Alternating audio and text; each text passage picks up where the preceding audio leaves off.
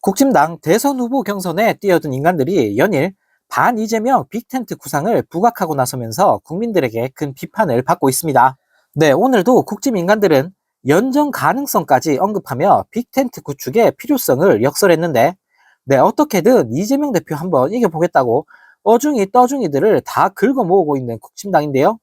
네, 홍준표는 이날 SBS 라디오에 출연해 개혁신당뿐 아니라 더불어민주당의 반 이재명 세력도 같이 해야 이재명 후보를 막을 수 있을 것이라며, 우리 당 후보가 탄생하면 그 사람을 중심으로 반 이재명 연대를 만들어야 한다라며 발악했다고 합니다.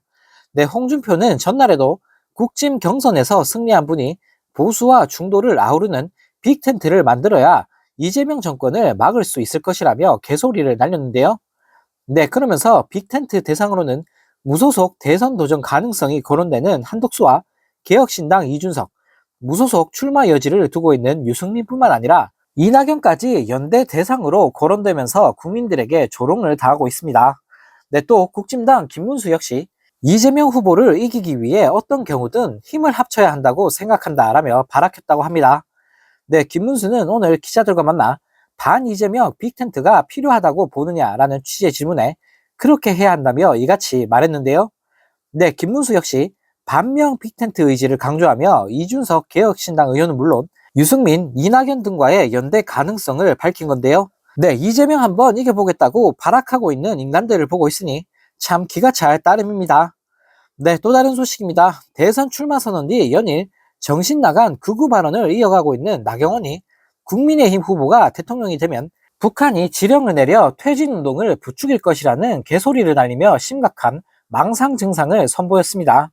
네, 나경원은 15일 한 극우 유튜브 방송에 나와 우리 당 후보가 대통령이 되면 거대 야당이 또 탄핵을 하지 않겠나, 조기 퇴진을 이야기하고 북한 지령문이 또 나올 것이다 라며 개소리를 날렸는데요.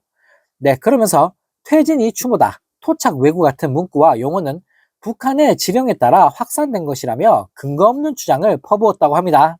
네, 또 나경원은 사전선거 폐지와 1년 내 핵무장 같은 과격한 발언도 잇따라 내놨는데, 네, 나경원은 투표에 대한 불신이 커 국민이 도저히 신뢰할 수 없다, 선관위를 신뢰할 수 있겠냐라며 사전선거는 폐지하는 게 맞다, 한 번에 안 되면 단계적으로 폐지해야 한다라며 궤변을 날렸습니다. 네, 또 한국의 독자 핵무장과 관련해선 오히려 미국의 대중국 견제에도 도움이 된다라며 이런 내용으로 충분한 설득이 가능할 것이라며 어처구니 없는 말을 내뱉었는데요. 네, 어쩜 이렇게 국진당 인간들은 하나같이 수준이 이 모양 이 꼴인지 모르겠습니다. 네, 이런 가운데 어제 열린 내란 수객 윤석열의 형사재판에 또 한 명의 양심 있는 군인이 윤석열 뼈를 때리는 증언을 내놓았다고 합니다. 네, 그는 12.3 내란 사태 당시 상부로부터 국회에 들어가 국회의원들을 끌어내라는 지시를 받았다라고 증언했는데, 네, 그러면서 그 지시를 따랐다면 저도 지금 이 자리에 없었을 겁니다 라며 네, 용기 있는 증언을 이어갔다고 합니다. 네, 어제 서울중앙지방법원은 윤석열의 내란 혐의 1차 공판을 열었는데, 네, 이날 재판에는 조성현 수방사 제1경비단장과 김현기 특전사 제1특전대대장이 증인으로 출석했는데요. 네, 이 두 사람 모두 상부로부터 국회 진입 및 의원 강제 연행 지시를 받은 핵심 인물들이라고 합니다. 네, 김현기 중령은 이상현 여단장으로부터 담을 넘어가 국회의원들을 끌어내라는 지시를 직접 받았다라며 매우 중요한 증언을 했다고 하는데요.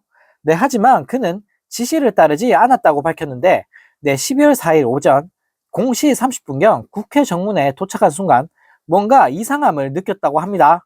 네, 김중령은 국회의사당의 주인은 국회의원인데 이게 무슨 말도 안 되는 소리냐라는 생각이 들었다며 부하들에게 임무를 하달하지 않았고 병력을 자제시켰다고 밝혔는데요. 네, 또 김중령은 그날 밤 우리가 지켜야 할 시민들이 왜 우리를 때릴까? 젊은 병사들이 당황하고 흥분하는 게 느껴졌습니다 라고 증언했다고 합니다. 네, 그리고 이후에도 문을 부숴서 끊어내라, 전기를 끊을 수는 없겠냐라는 상부의 지시가 있었지만, 네, 김중령은 전기 끊으라는 지시는 영화를 너무 많이 본 것 같았습니다 라고 말하며 네, 조용했던 법정에서 웃음이 터져 나왔다고 합니다. 네, 한편 피고인석에 앉아있던 윤석열은 증언 도중 물만 마셨을 뿐 미안한 기색은 전혀 보이지 않았는데, 네, 오히려 증인들의 증언이 자신과는 너무 먼 이야기 아니냐라며 네, 헛웃음을 짓기도 했는데요. 네, 또 윤석열은 공소장과 증거가 엉망이라며 후배 검사들을 훈계질하는 추태를 부렸다고 합니다. 네, 끝까지 사과와 반성은커녕 국민들 열받게 하는 짓만 골라서 하고 있는 윤석열입니다.